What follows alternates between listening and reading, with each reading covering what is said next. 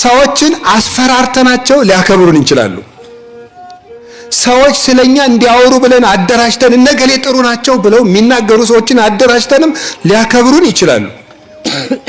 ያ ግን የማይቀጥልና ጊዜ እስከተሰጠን ድረስ የሚቆይ መከበር ነው። እሱ ክብር አይደለም። በየመድረኩ እየዞሩ ስለራሳቸው የተናገሩ ሰዎች አይደሉም ዋጋ ያገኙት፣ ሰው ያከበራቸው። ተደብቀው ራሳቸው ላይ ዋጋ የጨመሩ ሰዎች ግን ዓለምን ሁሉ ከሽቶ ይልቅ አቡነ ተክለ አልፋ የሚባሉ አባት አሉ፣ ዲማ ጊዮርጊስ የነበሩ። እሳቸው እኔ ተክለ አልፋ ጸሎተኛ ነኝ፣ እኔ ተክለ አልፋ እንዲህ ነኝ አላሉም። ዋሻቸው ውስጥ ቁጭ ብለው ራሳቸው ላይ ዋጋ ሲጨምሩ ኖሩ።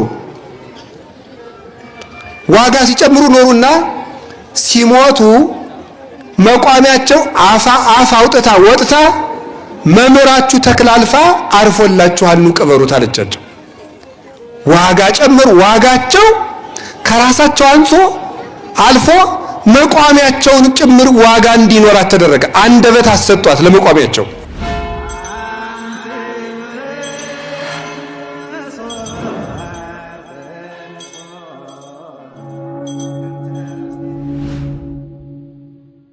በስመ አብ ወወልድ ወመንፈስ ቅዱስ አሐዱ አምላክ። በስመ አብ ወወልድ ወመንፈስ ቅዱስ አሐዱ አምላክ። በስመ አብ ወወልድ ወመንፈስ ቅዱስ አሐዱ አምላክ አሜን።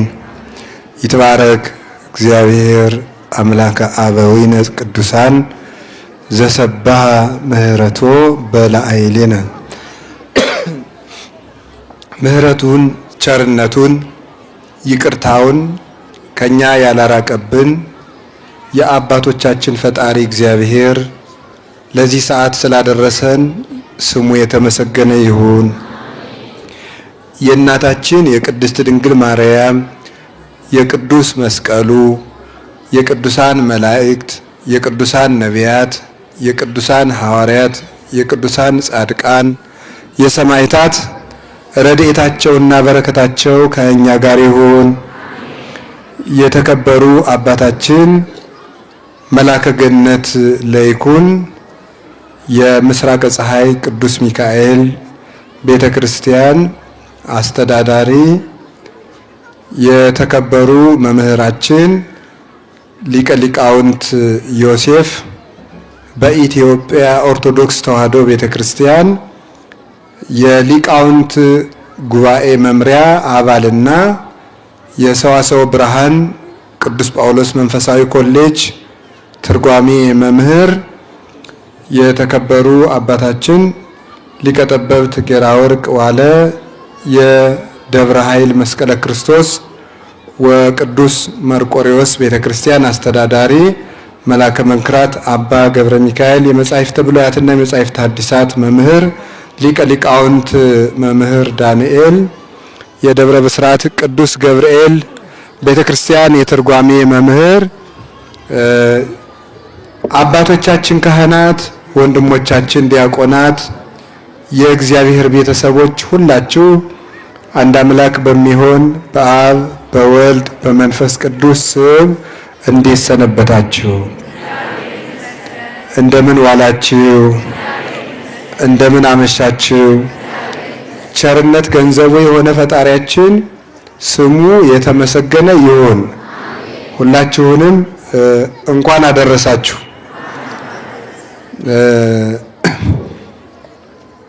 እንደ እግዚአብሔር ፈቃድ ዛሬ የምንማማረው ዋጋ ያለው ሰው መሆን በሚል ርዕስ ነው የምንማማረው። እስኪ በሉ በዛ በኩል ያላችሁት በሉ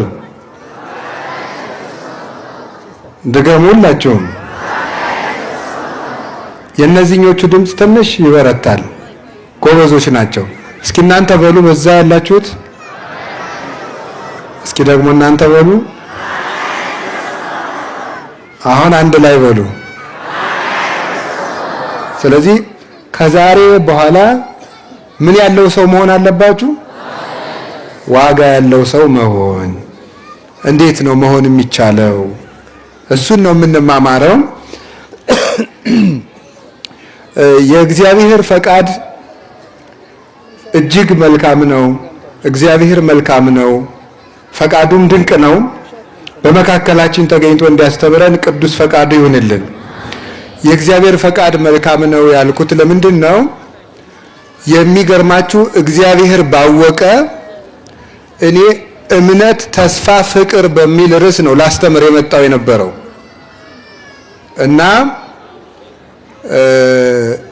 መቼም ሰባኪ እንደ እናት ነው። እንደ እናት ነው ማለት ምን ላቅርብ ይላል። የእውቀት መቸገር ግን አይደለም። አንድ መምህር ከሚጠበቅበት ነገር አንዱ አዝኖ ማስተማር ነው። እስኪ አዝኖ ማስተማር በሉ። አዝኖ ማስተማር ማለት አሁን ያለው ችግር ምንድነው? ህዝቡ ላይ የቸገራቸው ነገር ምንድነው? ምን ላይ አተኩሬ ባስተምር ይሻላል ማለት አለበት እንጂ ያወቀውን ሁሉ አምጥቶ የሚያንጎደጉድና የሚያመሰጥር አይደለም። ሊቅ ማለት እኔ ግን ሊቅ አይደለሁም። በጣም ይቅርታ ሳስበው ለካ እንደዛ እያልኩ ነው ሳላስበው። ግን እንደዛ አይደለም ማለት የፈለኩት እግዚአብሔር በሚያውቀው ሊቅ እንደሆንኩ ተሰምቶኝም አያውቅም ደሞም አይደለሁም። ግን ማለት የፈለኩት ምንድነው? አንድ መምህር ምን ላቅርብ ብሎ ይቸገራል። እንግዳ የመጣባት እናት ለልጆቼ ምን ላቅርብላቸው፣ ለእንግዶቹ ምን ይሻላቸዋል ብላ ተጨንቃ እንደምታቀርበው ህዝቡ ላይ ያለው ችግር ምንድነው፣ ምን ባስተምራቸው ነው የሚሻል ብሎ ይጨነቃል። ዕውቀትማ ችግር የለም። ማቴዎስ ምዕራፍ 1ም ትምህርት ነው፣ ምዕራፍ 2ም ትምህርት ነው፣ ምዕራፍ 3ም ትምህርት ነው። 28ቱ ምዕራፍ 28000 ትምህርት ይኖራል። በቃ አንዱ ምዕራፍ አንስቼ ስለተማርኩ ማስተማር ይቻላል። ግን ስለምንጨነቅ እንደው ምን ባቀርብ ይሻላል ይባላል። እና ቅድም ሳስብ አይ በቃ እምነት፣ ተስፋ፣ ፍቅር ብዬ ላስተምር ብዬ አስቤ ለወጣ አካባቢ እኮ ነው አይ በቃ ይሄንንስ ወይ የማለዳው መምህር አስተምሯቸው ይሆናል ወይም ሌላኛው መምህር አስተምረውት ይሆናል። ሌላ ርዕስ ላስብ ብዬ ደግሞ እንደገና አስቤ የኛውን ርዕስ አሰብኩትና ያችን ብቻ አስቤ መጣውማ ጉዶኝ ይኖራል። ምክንያቱም ሰበኩታ መምህሩ ካስተማሩት በኋላ ምን ሊወጣ ይኖራል? አያችሁ እግዚአብሔር ያወጣኝ አምላክ እናንተንም ያወጣችሁ። ስለዚህ አያችሁ ተሳካልኝ ማለት እግዚአብሔር እውነተኛ ረዳት ነው። አሁን እንደዚህ የምላችሁ እንድትማሩበት ነው እኮ ገጠመኝ አይደለም ማውራት። ይሄ የእግዚአብሔር መግቦት ነው፣ እንደ ቀላል የምናየው አይደለም። በዚያውም ደግሞ ለሰባኪም ያስተምራል። ሰባኪ አንድ ርዕስ ብቻ አስቦ አይመጣም። ቀደም ያለው መምህር ላጥ አድርጎ የጣለው እንደሆነ ምጣድ እንዳልጣደች ሴት ወገብን ይዘ መንጓለል ነው። ጎበዝ ከባድ ነው። የኛ ህዝብ ደግሞ የኢትዮጵያ ህዝብ ነገር አይጠፋውም። ማስተማር ቢጠፋው ትምህርት መገምገም አይጠፋውም። በደንብ አድርጎ ነው የሚሰነጥቀው ማለት ነው። እውነት ነው። ከበሮ በሰው እጅ ሲያዩት ታምር፣ ሲይዟትሳ ታደናግር።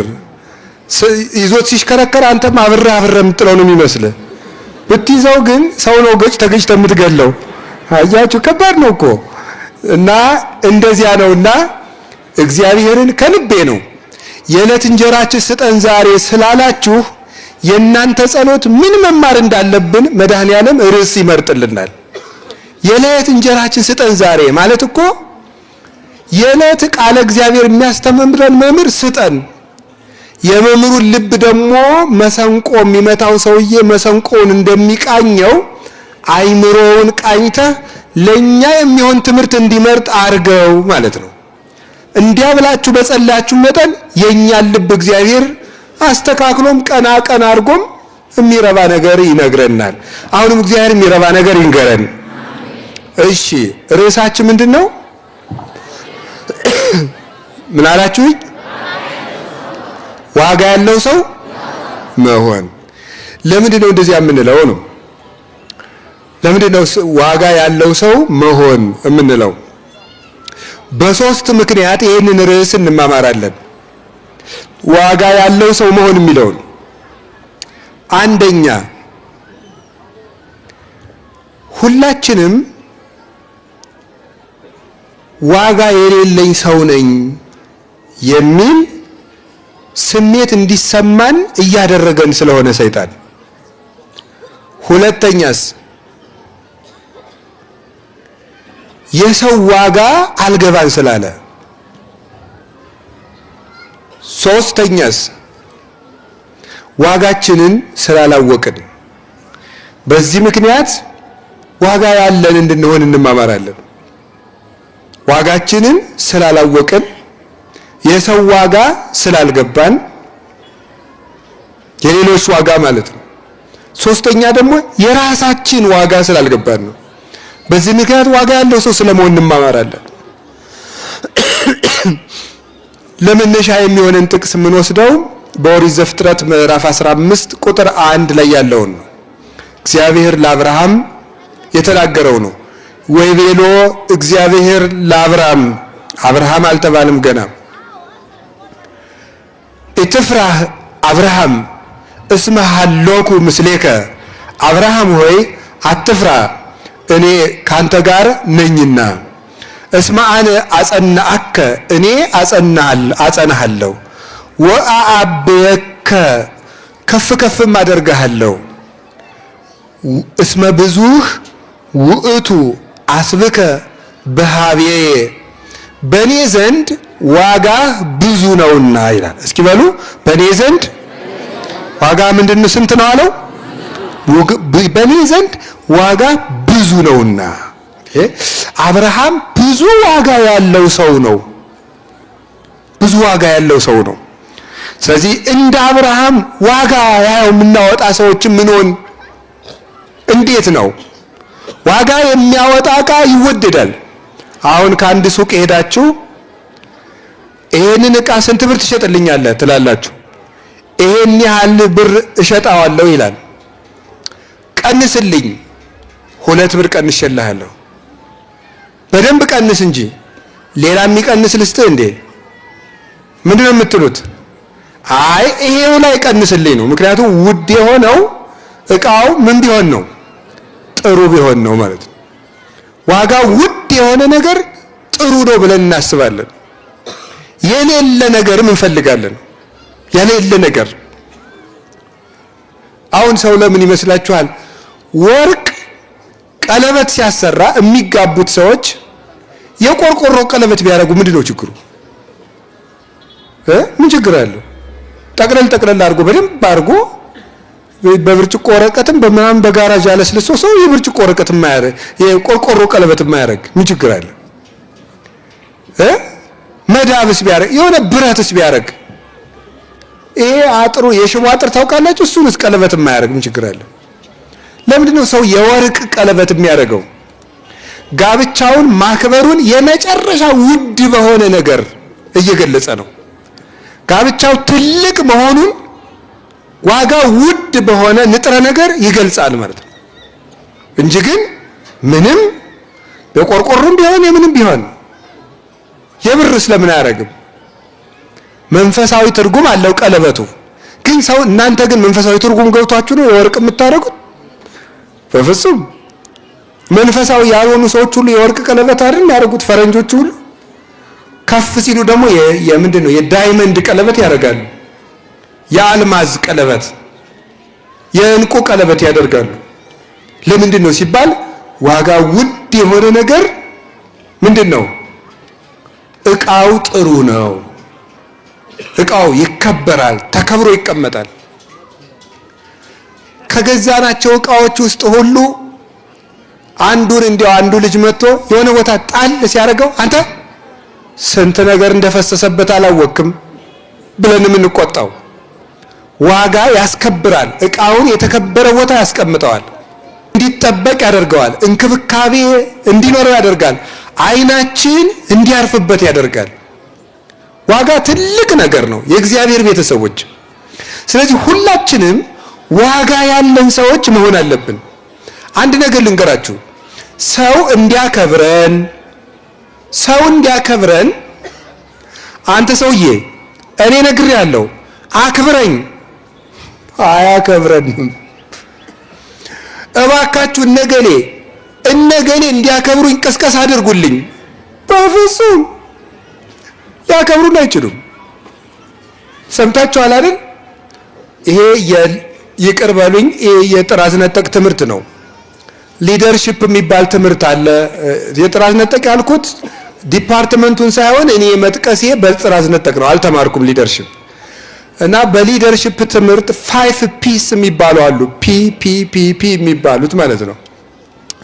እና አንድ ጥሩ መሪ የሚለካበት ፒዎች ናቸው እነዚህ 5 ፒ የሚባል በደረጃ ነው። አንደኛ፣ ሁለተኛ፣ ሶስተኛ፣ አራተኛ፣ አምስተኛ የተባሉ የመጨረሻው ፒ በጣም ኃይለኛው በጣም ወርቁ መሪ ነው የመጨረሻውን ፒ የደረሰው። አንዱ ፒ ግን ፖዚሽን ነው የሚባለው። አንዱ ፒ ምንድነው? ወንበሩን ፈርተው ሰዎች ሰጥለበጥ የሚሉለት ሰዎች ነው። ግን እያከበሩት ሳይሆን እየፈሩት ነው።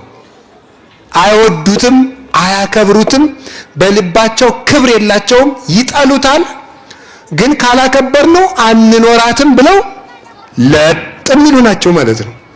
ወደ ግራ ዞር ሲል በግራ ያለው ለጥ፣ ወደ ቀኝ ዞር ሲል የገሩ ለጥ የሚል፣ ሲተነፍስ ሁሉ አሜን የሚል ፈርቶ ነው። አክብሮ እኮ አይደለም።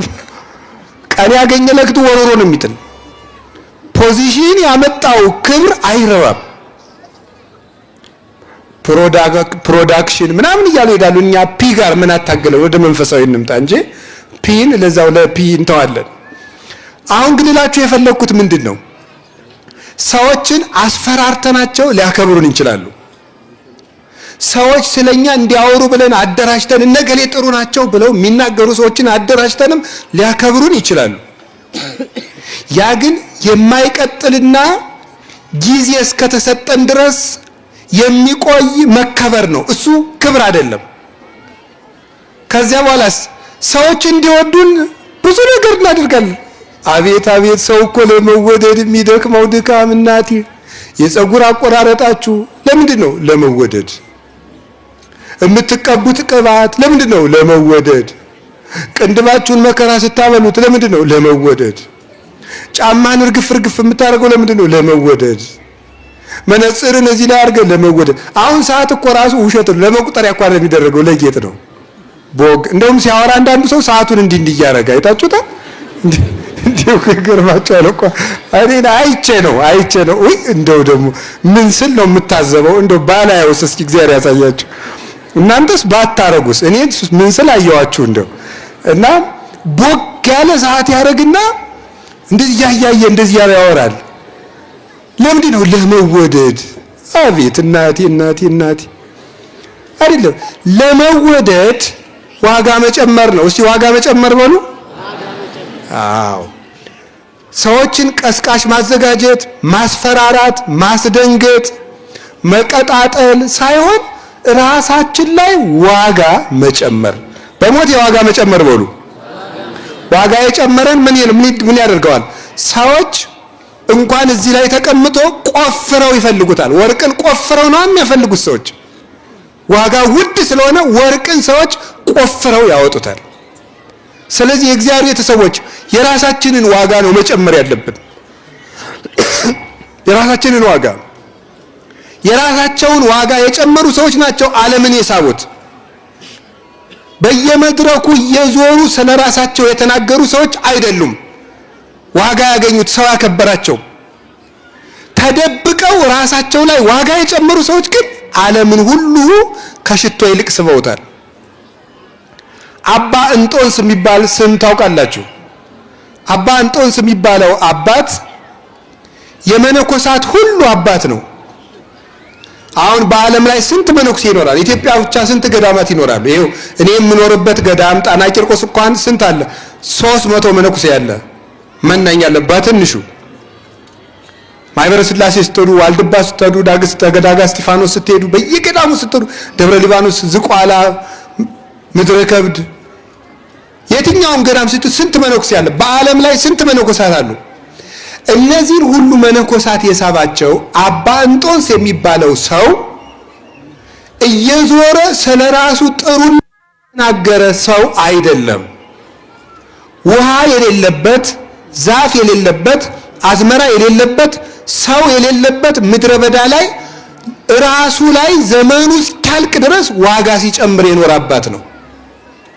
ራሱ ላይ ዋጋ ሲጨምር ስለኖረ ፍልስፍና አልተማረ፣ ሳይንስ አልተማረ። በፍልስፍና የሚራቀቁ የግሪክ ፈላስፎችን ሁሉ እየጠራ ወደ በረሃ መጣቸው። ነገስታቱን ከዙፋናቸው እያስወረደ ወደ በረሃ መጣቸው። በምናኔው እየጠራ አሉ የተባሉ የግሪክ ፈላስፎች እንጦንስ ከሚኖርበት ገዳም መጥተው